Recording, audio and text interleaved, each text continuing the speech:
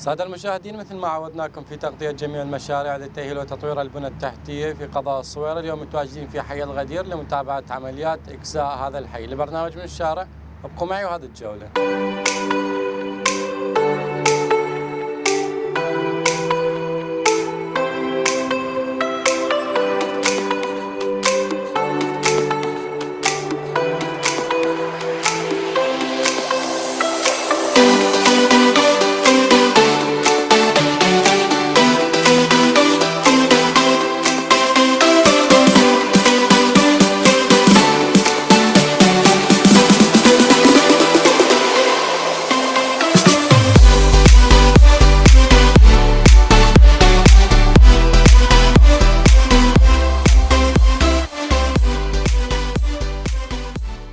السلام عليكم. عليكم السلام. على حضرتك.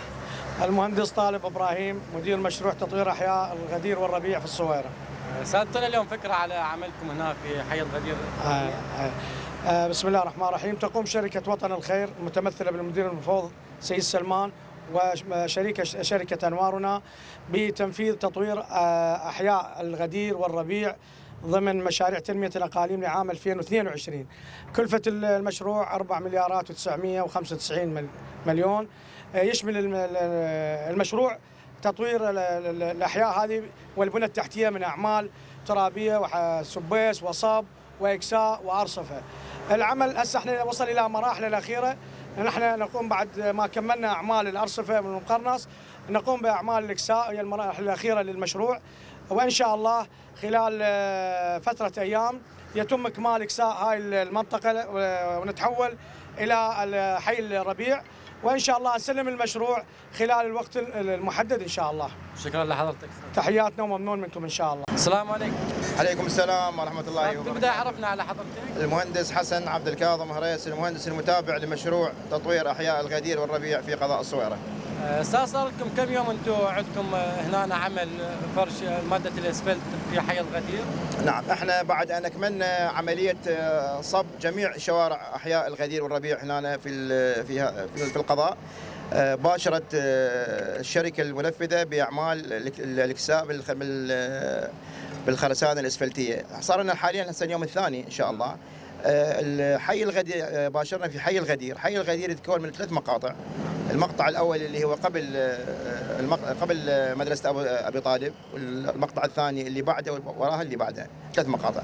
هسه حاليا احنا نحاول نكمل المقطع الأول اليوم. هسه كملنا يعني اليوم الثاني كملنا نصف المقطع، يعني حوالي راح نكمل 8 شوارع. 8 شوارع بالحدود. عندكم توقف بالعمل لو عمل مستمر؟ لا، عمل مستمر. هو عمل مستمر من الساعة 7 صباحا إلى 2 ظهرا. هذا يعني كعمل يومي مستمر بدون أي توقف. يعني ما راح تتوقفون يوم؟ لا، ما راح نتوقف عدا يوم الجمعة طبعا إن شاء الله. ونأمل أن نكمل الحي كله خلال فترة 30 يوم إن شاء الله. 30 يوم يكمل إن شاء الله. ما عندكم مشاكل تواجهكم معوقات بالعمل؟ إن شاء الله المعوقات غير موجوده، لان احنا اصلا ماخذين احتياطاتنا لاعمال الاكساء من سوينا الصبه زين، يعني خليناها مهيئه يعني اكساء طبقه سطحيه سمك من 5 إلى 7 سنتيم. نعم.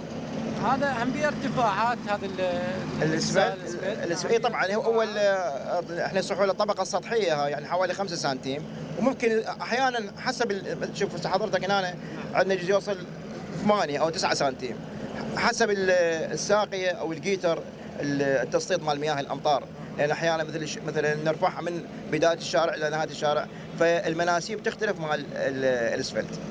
نعم. شكرا لحضرتك. أهلا وسهلا. السلام عليكم. عليكم السلام ورحمة الله. صار عرفنا على حضرتك. حياك الله حبيبي. أنور حافظ الحطاب، مسؤول متابعة المشاريع في قضاء الصويرة.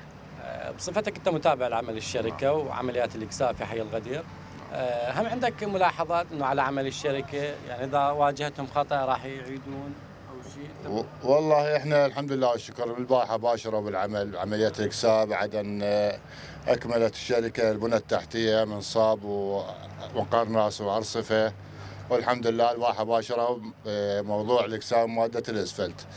الحمد لله العمل ماشي ان شاء الله، واحنا وياهم متواصلين. اي خلينا نشوفه نبلغ المهندس المقيم او بالشركه وان شاء الله خير.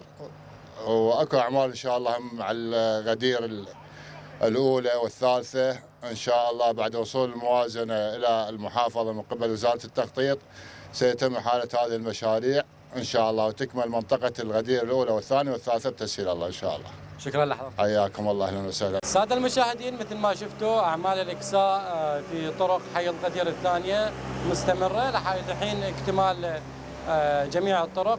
في الختام تقبلوا تحياتي وتحيات كادر العمل. كنت معكم في الإعداد والتقديم بلال كريم من شجيري، إذاعة تلفزيون الصويرة، في أمان الله.